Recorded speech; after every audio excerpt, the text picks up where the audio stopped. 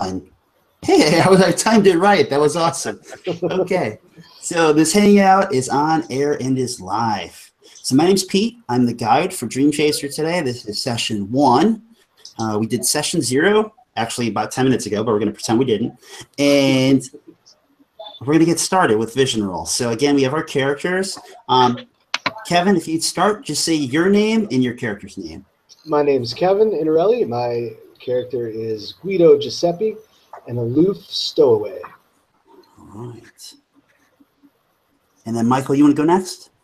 Yeah, I'm Michael Parker, and I'm playing Grandin Gregson, the indignant gear tinkerer.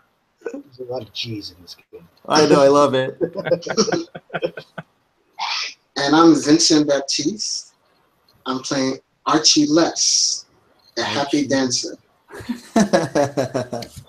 Okay, so everyone please grab your dice, or open your virtual dice roller, and you're going to roll 2 10-sided dice. This is the only unique roll in the game. You're going to roll one underneath your Imagine rating and one underneath your Reason rating. This is going to give us the possibility of 0, 1, or 2 successes. Just tell me how many successes you get. 1 success. 1 success as well. 1 success. Okay. We got 1 across the board. Is that correct? Yep. Okay. So we're just going to go clockwise from me to you. And my order is just like we said a second ago. So Kevin, we're going to pick on you first. All right. All right. So we know that the dream of this game is to steal an airship. The first milestone in our journey is to gild the most beautiful gear. Gild as in gold. Okay. So as you the player, Kevin, what is stopping our party, our story from getting to the point where we can gild the most beautiful gear? The lack of materials as well as the slight issue of security. No materials and security. Okay. If your character had to deal with getting past the security or, getting the materials, what would your character try to do? What would be your strategy, maybe? I would swipe it. Swipe in the box. Okay. Now, depending on if you get 0 successes, 1 success, or 2 success, everyone gets a tag, a descriptor to kind of help their character through the journey of this milestone. The idea is obviously if your vision becomes true, your character is better prepared for it because they kind of thought this through and had an approach. Now, everyone got 1 success, which means that the other players are going to determine a tag for that character, whether it's perfect or whether it's just kind of shitty. Easy, guys. You all heard Kevin. So Kevin said that the problem is we don't have the materials. And did you say materials or did I write that bad? Yeah, no, that was right. We didn't. Yeah, the materials. And there's a little problem with there being security. So to get the materials, yes. He, being the roguish character that he is, the stowaway, he says that we can just swipe the materials. Who cares about some guards? So what do you think would be a good descriptive word for that character that might help them in this process? I like overconfident. Nice. Oh. Vincent, you like that or do you think something else? Actually, I like overconfident. I like that a lot, actually. Okay. All right. So, Kevin, please, on the tag part of your character sheet, just write overconfident. If it helps you, since if you wrote yours in the left column, maybe write it in the right column. You got it. Michael Parker, you, sir, the man with the G's. So, first of all, what is stopping us from gilding the most beautiful gear? It's the gear. I've seen gear itself. I've seen a lot of 11-tooth gears, a lot of 13-tooth gears. None of them are beautiful. We need the right one. We need the right gear. Okay. What would your character do to try to get the right gear? Literally anything.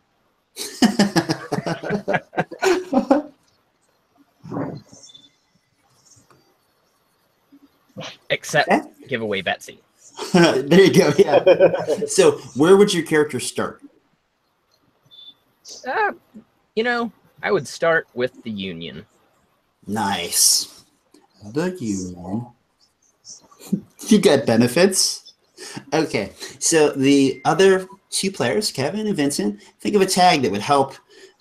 Gosh, I gotta make sure I get the name right. Brandon Gregson in finding the perfect gear.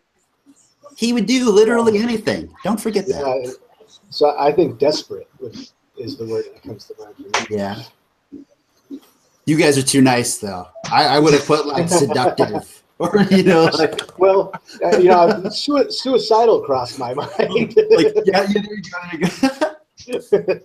yeah, you're getting in the guy's head. How do we twist this to make it really fun? Make him sweat a little bit. Yeah. Desperate. He said desperate, yeah. And don't listen to me. I'm the guide, so I'm supposed to say stuff like that.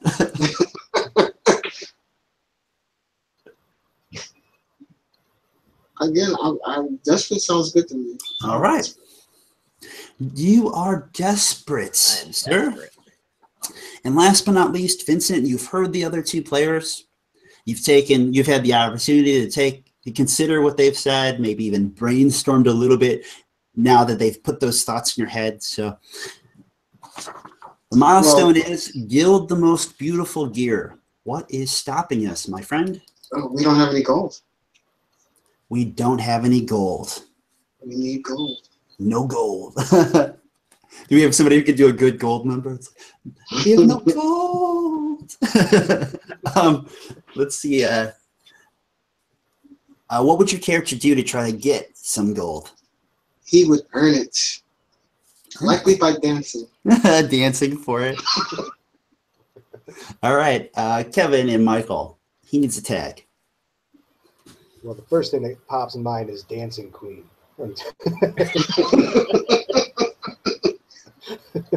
That's fine by me, yeah. Dancing Queen. I'm also going to go with honest. I mean, if you're going to earn the gold, that's an honest way to go. That's true, too. Or hardworking. Good work.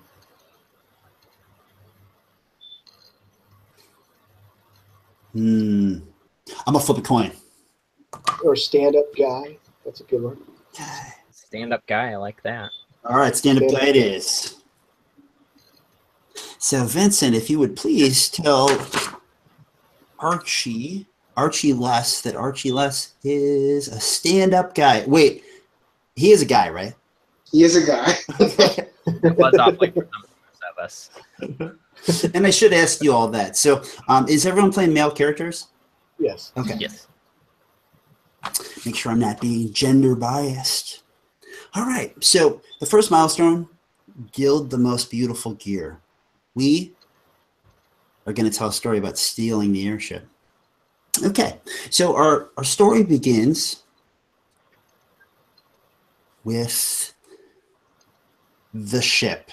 Now, I know as the guide that this isn't the airship, but it is an airship. It wouldn't be right if the stowaway didn't start as the stowaway. We have Grandin. Let me write this down. Let me fix my N so it looks like an N, not an R. You can call me Grand if you want. You did that on purpose, didn't you? Okay. We have Grandin on the ship, probably fascinating or dwelling on this perfect gear.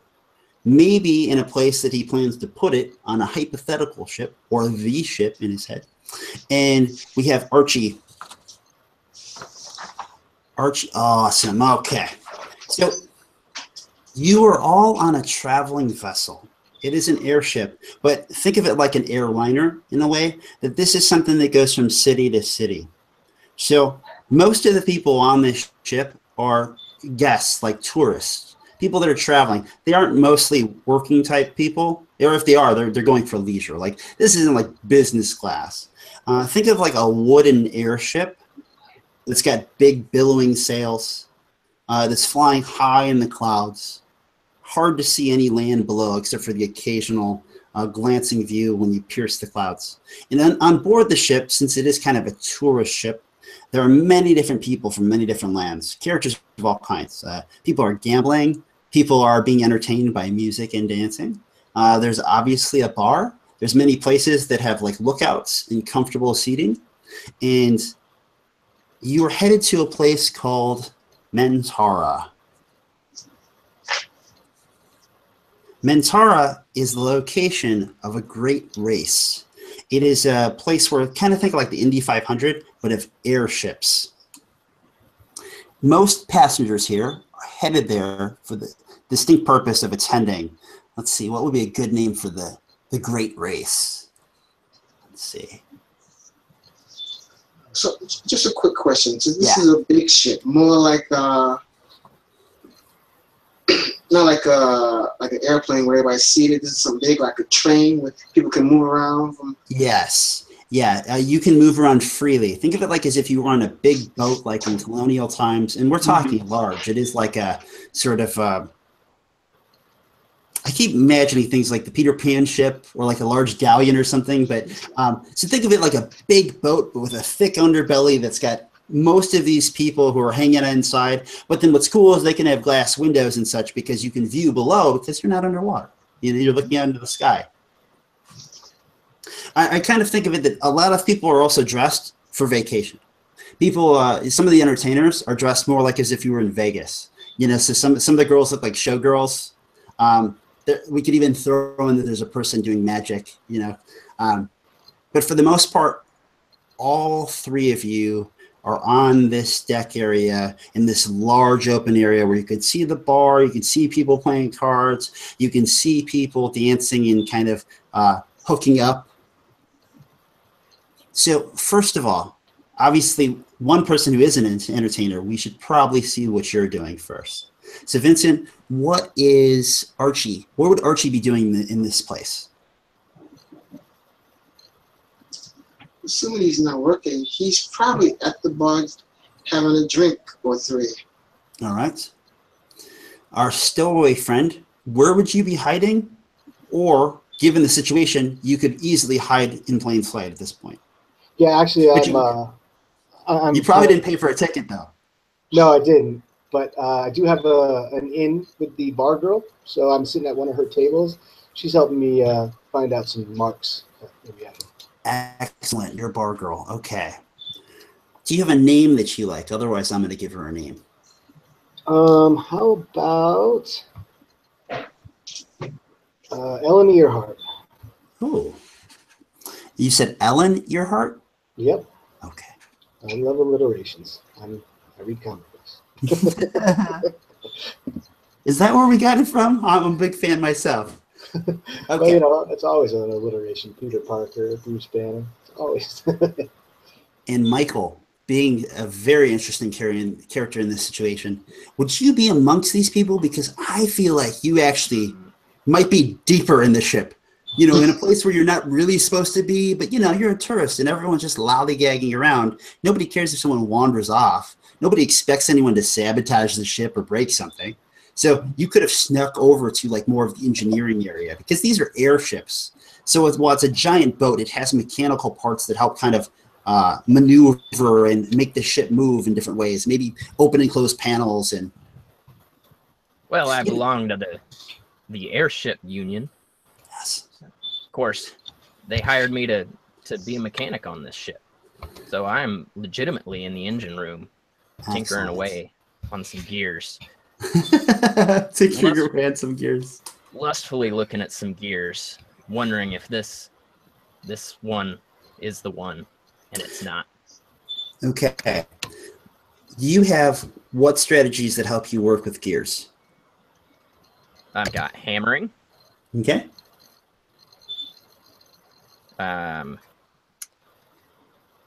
Electroforming. I can't really argue with a gear. You know what? Yeah, arguing. It is arguing with a gear. It can be, and some people are really good at that. Like I think of Happy Days. You know, it seems, or you know, people who kick a jukebox and make it work. Yeah, this particular gear is stuck, and yeah, I use my silver tongue to coax it back into moving. with the help of Betsy, of course. Okay. So I'd like to know how things are going below deck, because I'm also interested not just in what you're doing with the ship, like obviously if something goes wrong, but also because I think your character is fascinated with this golden gear. So I'd like to know if there's anything here that might be making you maybe you find something of use. So let's make this a roll. And what I'd like you to do is let's go arguing, but obviously imagine if you're actually having a conversation in a way. So let's make imagine arguing and see how you do. All right, double sevens, which is a failure on both ends. All right. That's a bad. Kevin, Right off the bat. from Kevin's experience, like it's just funny because he was like, man, those doubles happen a lot, especially the bad ones. And of course, you know, when Pete makes an artificial roll that like, hey, let's just figure out what's going on because there could be something cool story-wise, we get that. So as I love to do and say, Kevin and Vincent, why don't you help me out with what's the worst thing that could happen? Now, he's having a conversation with the gears that are obviously helping the ship function, so it doesn't need a whole crew. You know, it's not like an old-time ship that needs, 30 men to manage this thing. Instead, it needs maybe a conductor and a guy in engineering, like a small crew of people. Unfortunately, it sounds like the engineer is not very happy with the gears and the gear placement, and he is talking to them about it. Arguing, if you will. What's the worst that could happen? Oh, I imagine he's talking to this gear. He's getting an argument. He's got Betsy in the other hand, and he's making a point by going, "That's what I'm telling you," and he's smashing the other gears that are very important to running the ship. Vincent, what do you think? Well, yeah, I would say the worst possible, even worse than it just falling out altogether, it would break. All right. So I like that Betsy gets pulled into this. Betsy makes you smashy. So it's only fitting that you're arguing with this gear. You mentioned earlier that you have a problem with everything's 11s, everything's 13 spokes, but nothing's the right gear with the number of heads that you need. Or is it spokes? It's spokes, right? Teeth. So teeth, thank you. But it's that elusive 15 teeth gear that you're trying to find. So angered are you? And feel free if you want to take over to throw a tantrum. Betsy gets brought into the conversation, and Betsy has a lot to say to this gear about what's wrong with it. You goddamn gear. You always having 9 teeth. You're always seeing 11, 13. Where's that 15? Daddy always told me that 15 was the right number. Well, I'm damned if I don't find it. And smash, smash, smash. And totally knock a tooth off the gear. So basically, as you do, you see that not only does it lose the tooth, but for whatever reason, that one tooth was something that helped it locked with a particular other gear. And without it, it just starts spinning. And as you stare at it, you can see that you can feel that the ship itself is becoming off kilter as it begins tilting to the right, as your feet maybe begin to slide a little to the right. Meanwhile, Kevin,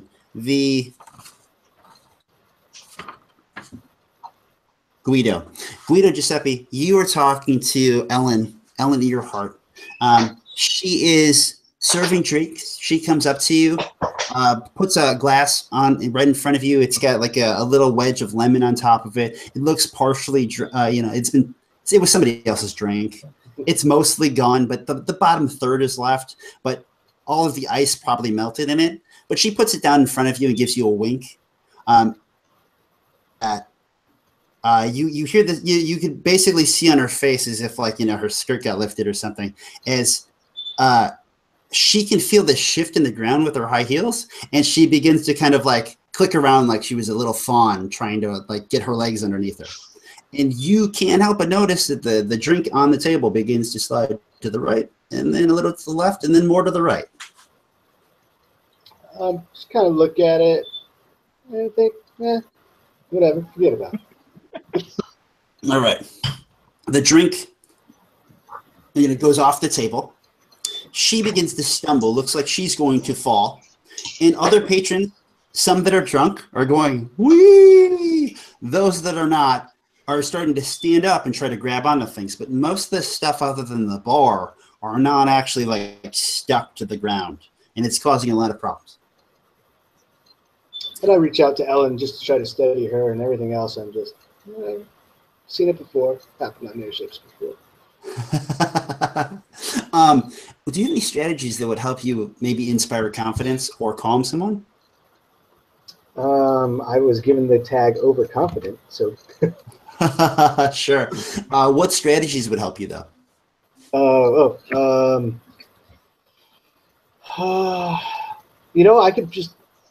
I could calm everybody down by pulling out my ocarina and just calmly playing it. Nice. All right. So it's an imaginative use of the ocarina to try to calm people in the middle of a virulent airship ride. Oh, I got one success. All right. Do you have any tags that would help you? You mentioned one a minute ago. Yeah, okay. overconfident. How would your overconfidence help you in this situation? Well, I'm actually just a beginner ocarina player, so I'm not very good. I'm just pretending I'm really good, and then just trying to be that calm, confident ocarina player in the middle of the bar. That's all. Excellent. So reroll your failure, and let's see how you do. Success, yes. All right. So what you saw there, if you're in the audience, is in Dream Chaser. Every time you do fail at a dice roll, you have the possibility, belief chart given, as long as you have the ability on your belief chart, which you start with, to try to challenge failure by saying that my character has this tag, in this case, overconfident. So therefore, he isn't supposed to fail at things when he's being overconfident. So it's a way to reinforce the likelihood of you being the character that you imagine your character to be. So that's what's happening mechanically. All right. So you then got 2 successes, and this goes back to our dice roll mechanic. So when you get 2 successes, kind of what you imagined for your character to happen happens. You get the positive result. They mentally thought it through, imagined what would happen, visualized it, and it came true. If you get 1 success and 1 failure, you succeeded, but something unforeseeable still causes a problem. There's a catch. Unfortunately, if you get no successes, it's not just, hey, it didn't happen, things didn't work out. Something bad happens, like terribly wrong, or something new problems introduced. Or even a bad thing becomes a challenge because it's now a really bad thing. Okay. So you got 2 successes. So tell me what happens. You can easily grab her, and playing the music on your ocarina will help inspire calm or confidence, depending on what you're trying to go for. So yeah, I kind of definitely play my ocarina, catch her with my arm, and play it one-handed for a little bit. Get back to playing it, and just stand. I got my sea legs or my air legs, as they are, being a stowaway. I know what it is.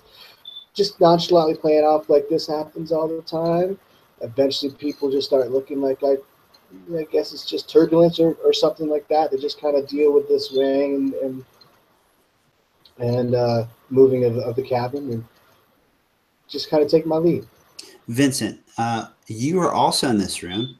I believe you are at the bar. This is all going on. It was a little more noticeable to people who were standing over on the floor. You had the bar itself to brace yourself, and the stools that are, sure, they're locked to the ground. So at least in that case, you're safe over here. But you are having this sort of like seesaw ride for a moment. What are you doing? Well, I look around the room. The people in the middle of the room seem to have more problems. Yes, everyone who's not by the bar is having a lot of trouble. Some people have stumbled, some people have crashed, drinks have splashed and hit the ground, glass is broken. The ship pretty much drastically went right, so at the point that it made an incline that was, something like this, but then kind of counter-corrected and then went back to it.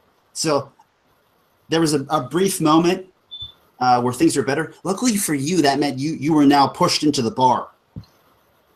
You probably actually would have at least a couple people nearby you that would be somewhat pressuring you against the bar as well. But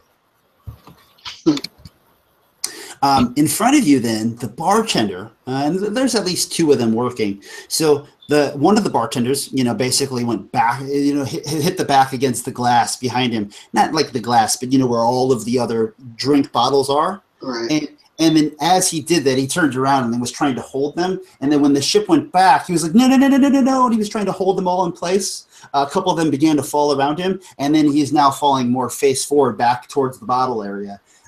So that's going on immediately in front of you. Mostly you're surrounded by people who are kind of shrieking. Not horribly, but, they're like, oh, oh, oh. Well, first thing I do is try to stay the bartender. There is the one man playing the ocarina, though. It's always that guy. That would be great if you just started dancing. Well, I guess the bottle's about to hit the floor, I guess, right? Yes.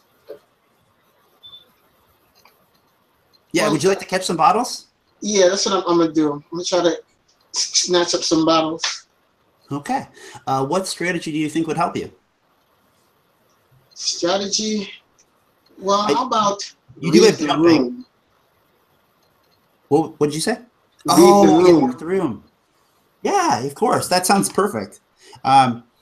Do you, if you want to say, you see, when I think work the room, I think usually like social, but no, I mean, yeah, it sounds like reason. Unless you want to do something with it to make it more imaginative. Like if you want to catch them and like juggle them or something, or if you want to catch them and like place them like as it was a part of an act, or. But otherwise, it's reason. If you don't mind that. Reason is fun.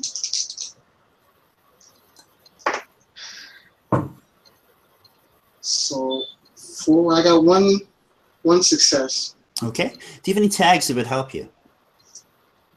Energetic. All right. How does that help you when you go to grab these bottles that are falling? Tequila, whiskey, rum. Well, I've got fast hands. All right. I actually jump over the bar. Oh. Okay. Reroll your failure. And it's still a failure. Okay. So you succeed with the catch. So you jump over the bar. You grab many bottles. But as you do, when you jump over, you find that there's broken glass all around you. So as soon as you get to the other side, you start stepping on glass. Luckily, you have shoes of some kind. What kind of shoes do you have? Tap shoes. I only have to ask because you're a dancer. All right. So your tap shoes right now are crack shoes, as they're like, these pieces are digging into your shoes. If you continue, especially having to like adjust and have firm footing, you will ruin your shoes. We can't do that. Yeah, I was thinking you probably can't. You have, an double armful of bottles. As you kind of row one forward and then row back, and then the crushing of glass underneath your shoes. All you can hear is that, like, as if it was the nails on chalkboard, that these shoes are being ruined as you speak. And if you want to use these shoes to, perform again, you're going to need to get out of this situation because it's going to ruin your shoes for the flight. And who knows if you can find good shoes when you get to Mentara, given the crowds that'll be there. You don't find good shoes. I can't find these shoes. Got it. Yeah, so... what do you do when you get on the other side of the bar and you're stepping glass? Well, I try to make it back over the bar then. Okay. Backwards. This sounds pretty easily. It's your jumping. So why don't you use reason jumping?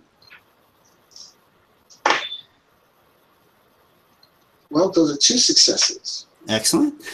So you easily jump back over the bar. You have a whole bunch of bottles. There's more bottles that are falling, but you did grab a bunch that luckily did not hit the bartender that was just leaned against the wall, unable to catch them himself. He might have had glass break all over himself. Meanwhile, Kevin, you know that you happen to have seen the person who's working on the ship's engineering because you've talked to him before. You do know that he's working and he's not in this room. So if anybody could fix the situation that seems like it's going to consistently cause trouble, you'd probably need to find Grandin. All right. Grandin, sorry. Meanwhile, Grandin, you are in the engineering room. You're staring at this gear that, unfortunately, right now, as it is just spinning. Is there something you'd like to do? I know immediately adjacent to the engine room is the storage for our guests.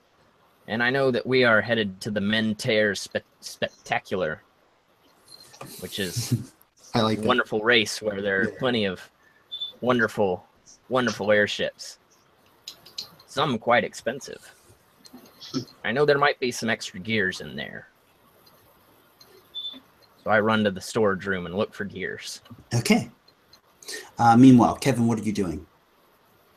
Well, I plant Ellen with a nice big kiss as I walked off, and I'm going to be your aloof hero. I'll save things, forget about it. Great. I think she stands up tall. She's got the little hat on the headband. She stands up, goes, just a little gasp for the audience who you've gathered all of their attention, because right now you're the only calm left. A lot of people are drunk and lollygagging. This wasn't like an overly secure vessel. It's like a tour, you could imagine. Like, you probably have tour guides who, they're experienced with the show, but not with technical malfunctions of a ship. The couple key people of the ship's crew are not in this room, whether it's the captain, the conductor, like the engineer, and probably the few hands that are around. So I slink away after the grand spectacle of it all and just kind of disappear into the crowd and make my way towards engineering. Certainly. As you do, unfortunately, with how the ship is working and rowing back and forth, the only way you can get to the room you need to is you're going to have to basically kind of climb the bar. Not necessarily up. You're just at a slant. You're going to need it to kind of pull to get you towards the door that's unfortunately kind of on the higher end of your slant here. Gotcha. Okay, you're over here, and you kind of have to work your way. And there are many people.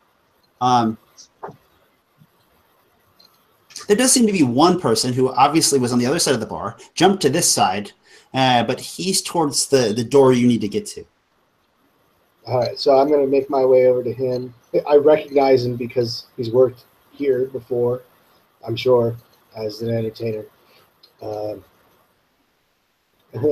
I get up to him, he's a can full of bottles. I'll take one for myself. Do you have any strategies that would help you either move through a crowd or climb? Like anything along those lines? I have sleight of hand, which might be able to help me. That could be fun. Why don't you roll Imagine Sleight of Hand? I'd like to see if you could kind of use these people almost like a handrail. Easily navigate yourself towards this door and possibly towards Archie. All right. I needed a 6, under a 6 or under a 7. I rolled a 10 and a 6, so I got 1 success. Okay. Any tags that would help you? My aloof tag. Whatever. I'll just keep going. Don't worry about it. It's all good. Yeah, you have a clear focus, and you're like oblivious, kind of being aloof. You're just kind of oblivious to the problems of just using people as a ladder. Exactly. And I rolled a 3, so I have 2 successes. Excellent. So basically, while these people are entertained by you, and you are kind of like the spotlight of the show for a moment as you finish playing, while most of the other entertainers stopped in fear, you kind of go to shake someone's hand, and by doing so, kind of pull yourself closer to the bar, get a hand by the bar. You can grab a bottle from Archie, and basically move your way through the crowd, almost like with the high fives and the thank yous, getting towards the door. Now, Archie, he grabs. You've seen him before. This is Guido. Guido's friends with Ellen, who is really common with a lot of the other. I'm thinking of all the wrong setting words, like minstrels, bards, like the hostesses and the not restaurant, the God, what do they call it? Like the industry, like the service industry. I'm trying to think of modern day terms. Okay, so you were familiar with Ellen, and this is a guy that's always hanging around with Ellen. You think that he kind of gets a little more out of her than she gets out of him, but for whatever reason, she keeps him around. He seems like some freeloader who's always around, and he just so happens to grab this bottle, a whole bottle of booze, away from you that you just saved from the bartender. He seems to be trying to move towards the door, which would take him deeper into the ship. With the bottle. Yeah, he grabbed it, and he grabbed it and just keeps moving towards the door ahead of you. Hey, guy, you want to pay for that or what? Not particularly. At least he's honest. He makes it up to the door, and do you keep going? Yeah, I'm on my way. I'm like, right. I know of Archie. That just is, he knows me. You want to come save the ship, Archie? Come with me. Save the ship. I like the sound of that. There's probably tips in it. I'm sure. I'll give you a swig. Well, yeah, I dropped the bottles over by his friend, and I tell her, I'm sure this is worth at least a few drinks later, right? Oh yeah. Free drinks. You gave it to the bartender, or you? Yeah, his friend. Yeah. Oh, yeah, Ellen. Ellen. Sure. Yeah. So Ellen looks around and she kind of waves her hand in the air. There's free drinks if they fix the ship, right? And you hear a hearty cheer as everyone's kind of like tumbling back and forth. I'll buy a round. I'll get around. 2 rounds on me if they save the ship. Bottle on that guy. The two of you can't help that also, as you're basically leaving this floor, also realizing that these people will probably drink a lot, because while they're all scared and nervous, they're not really like life or death scared, and they probably should be, because the ship is like radically tilting. Okay. It was the impromptu ocarina concert. That's just yes. The two of you get out the door and manage to shut the door. And when you shut the door, it gives you more area to stand, but it is kind of difficult as the ship is tilted enough that like you almost have to kind of climb up the side, pull up, step around it, find your footing, but you're at this weird angle as you're kind of like, somewhat walking as if you were like on the side of a cliff. Lucky I'm graceful. The two of you quickly make it as oddly as you can down the hallway, over some glass windows that are very interesting to walk over in this kind of predicament, and find yourself nearby 2 rooms. One you believe to be the engineering area, and another to be a storage area for parts. In the storage area, Michael, what are you doing?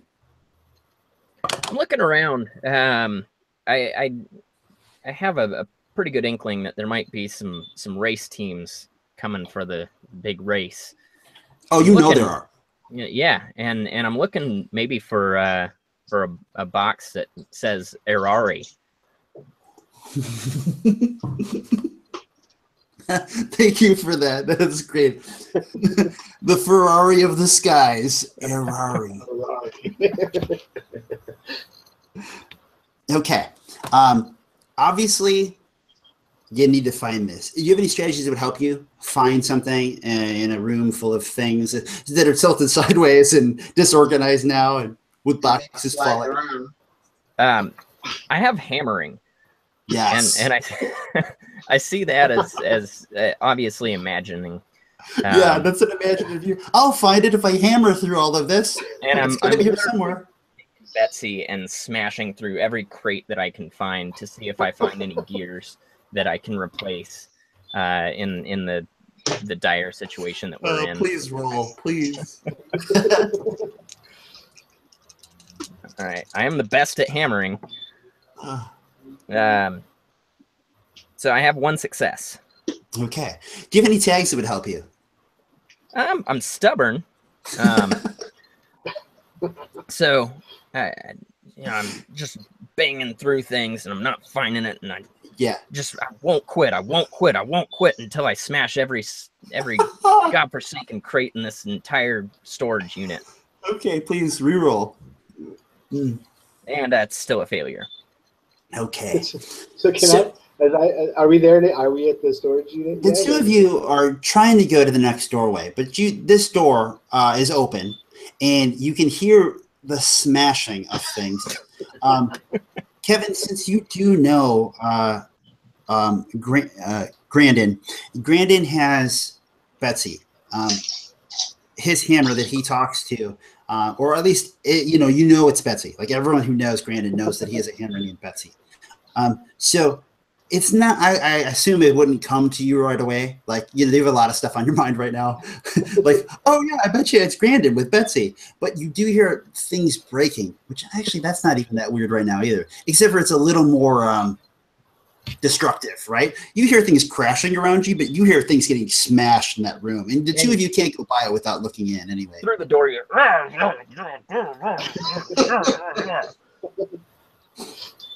I like to think that somehow the two of you were kind of almost forced to like creep. So like to look in, it's not like you can walk by the door. It's like you both are doing like a semi pull up as you look in, and you can basically see him like angled in the room, just smashing things left and right with what looks like a hammer. Nice, wonton Reckless abandon. Splinters, broken boards, reverberating metal as he's just hammering things. Looking in, or do you want to resolve the roll first? Because we were a little far. Mike, how'd you do with the second roll? It was a failure. Okay, so you find a box. I'm sorry, no. You see parts. Yeah, you smashed the box, right? You basically, as you were just smashing and smashing, you see a splintered piece of like a board basically that's been half smashed. You see the Arari logo, Arari, but you just see the ARR logo. And you are thrust basically as the ship then does one of these, correction things, but then launches back. And a lot of these boxes and splinter things are kind of being thrown at you as you kind of wobble backwards with your hammer and then come back forward. What would help you in a situation like that not get hurt? Do you have any strategies that would help you with it? I'm going to go with hammering again. So, okay. And how I see this is I've got Betsy, and she's got the crowbar end of it, right? Yeah. So I find it and I latch it on kind of like a grappling hook to steady myself to something. That's okay. Imagine hammering, please. That's 1 success. I liked in my head, it was starting to feel like Donkey Kong in there. Like you were just like, bum, bum, bum, bum. Hammer that fire. Yeah. He hooks into the one crate he had to smash. Yeah. Yeah, conveniently behind him too. He just like. Okay. Any tags that would help you in that situation? No. Also worth mentioning that I was going to say, not that I think finding gold will necessarily help you, but it may. That you do also have Kevin's character nearby, Guido. Right. Okay, so you have 1 success. You happen to catch yourself as all these things are moving back and forth. It does, instead of getting hit by all the splintered products, getting your hammer stuck backwards behind you then forces as the ship tilts for you to kind of go face forward into the wall. It's both hands are up here. But other than slamming your face towards the wall, which you can take 1 point of damage to your body, you were relatively okay. You just more a little stunned as your face got planted into the boards. You do see some of the products that you're looking for ahead of you, which must have come out of the crates of the Airari box. Which were you looking? You were looking for a gear, right? Because you're trying to find a replacement gear. Yeah, I figured there were some nice gears in the Arari boxes. There are a handful of gears, but of course they're kind of around the room now, and they're rolling back and forth as the room rolls. That's fair enough. Kevin, is there anything you want to do? First, I want to go up to Graydon. You do now recognize him. Yeah, that didn't help your looks none. So what are we looking for here?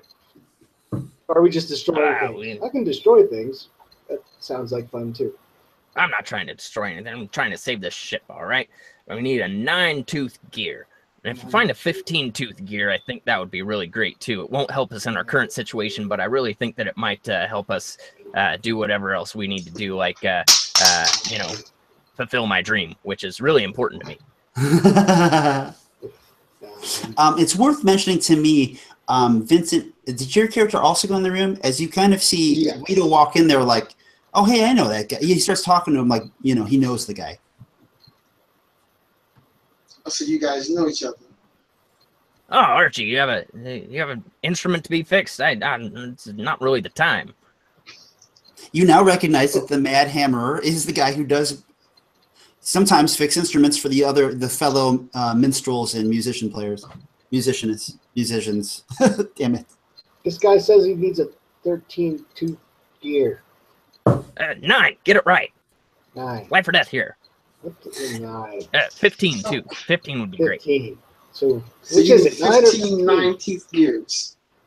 All right, guys. So we're gonna have our first challenge, which is the three of you are in this room. Obviously, he has smashed so much stuff, and as this ship tilts back and forth, there are a lot of projectiles and things that can hurt you, especially your lack of footing. This is also, for me, is that guide to figure out how many turns it takes you to actually find the gear. So I'm going to make a quick challenge here of you trying to get the – did we settle on 9-tooth gear? Well, the 9-tooth gear is what we need to save our lives, but the 15-tooth gear, that's going to get me my gilded gear. That's right. We're looking for the 9-tooth gear then right now. I'm confused. 11? So 9-tooth gear. So our challenge is to find the 9-tooth gear. It has a mind. The logistics of finding you mentally wouldn't be hard. They're just hard now that everything is thrown around all over the place and constantly moving. So what might have been a 4 in this room now becomes a 6. The body of finding stuff in the room, again, wouldn't be hard in an average storage room on a level floor with labeled boxes, with inventory sheets, but we have pretty much none of that going on. We have projectiles and sharp objects everywhere and heavy metal gears rolling around. So, the body of the situation, we'll give it a 5. It's not that crazy. You know, unless you seriously had the worst luck in the world and got yourself, pierced or stabbed or something. The spirit, there's really no way to manipulate the situation, but you can kind of talk to each other and maybe get each other to help. So the conversation part of it is a 5, because if you do find ways of convincing each other to help out, you then have more people working the project. Obviously, there's 3 tags to a challenge that can cause you difficulty. We have sharp objects, moving floor, for lack of a better word, and specific. We need I'm going to put 9-tooth gear. That we need like the needle in the haystack. Okay, and with that in mind, Michael, it's only fitting that you start. What would be the first sort of action? These guys are in the room now. You're trying to find the gear. Do you start trying to find it yourself? You try to get them to help you find it. You try to get one of them to find it while you leave and take a break. Whatever way you want to come at the challenge, you are free to do. You want to continue hammering your way through. No, I know. I've got a locker here in the storage area. I've got Daddy's old toolbox, and I know he had a nice strong magnet I'd like to use to maybe help me find the gear. Awesome. So you'd have to get to the magnet, or you could say that like maybe you had already done this. Like, hey, Daddy's magnet wasn't far away. I grabbed it and made sure I brought it into the storage room because I knew I was going to be looking for a certain gear. Yeah, I'm good with that. Okay. What strategy would you use the magnet to find the gear? So the nearest pile of gears I see as they fly around, I just hold the gear out and try and grab it. Okay. It sounds like this is probably a mental target. Does it sound right? You were outsmarting it with better tools, basically. Right. Okay. So go ahead and roll. What strategy do you think you should use? Oh, I'm going to go with arguing. And how do you think arguing would help you here? So I'm arguing with myself. I know probably the most logical thing to do is to just grab a gear and look at it. But, Daddy's always right. He's always been right. And he'll help me through this situation. So, yeah, I'll do that. Okay. So you're arguing with yourself. Okay. Now that will make this no longer mind. This will make it spirit. Okay. Because you were convincing yourself that this is the right plan. Okay. So you are arguing with yourself. So we'll say imagine, right? Because you know, usually you're good at arguing with other people. Right. But you're stubborn, so you're always right. So it's really hard to argue with yourself. Right. I can never let myself win because I'm stubborn. Okay. That's 2 failures. All right. So do you want to use any tags? Because obviously I'm not going to challenge 2 failures. Yeah, I am handy. Okay. Oh, that's So great. Yeah. I have I'm still not really sure this is the right thing to do, but damn it, I have the magnet and I'm going to use it. Makes sense. You knew how to get the right tools. At least you thought it was the right tools. So. Right. Okay. Reroll one of your dice. Oh, that is also a failure. All right. Rocking and rolling. Okay. So you stubbornly do not convince yourself. So I like to think that you are arguing with yourself out loud. So not only are these people not able to find the thing that you need because they don't really understand what you need, but you are also not arguing with them. You're arguing with yourself of how to use the magnet in the room as everything is flying back and forth. Ah, damn it, Brandon! You just grab a gear. No. The magnet will be much more effective. No, just grab the gear, man. Just do it. 9 teeth, 15. I need 15 teeth. No, 9. Okay, I'm going to give you a tag. In this case, it's meant to be negative, is that you are obsessed. Very well. Okay. Basically, when in challenges, if you get a double success or a double failure in that case, tags are added to the situation. Tags that get added to a player linger with them. They become like the conditions that they, if they were hurt or injured, that kind of thing. The stuff that lingers with your character. In this case, you were kind of obsessive about things from it, whether it's now it's the 9-tooth gear, before is the 15-tooth gear, and this is going to follow with you a bit.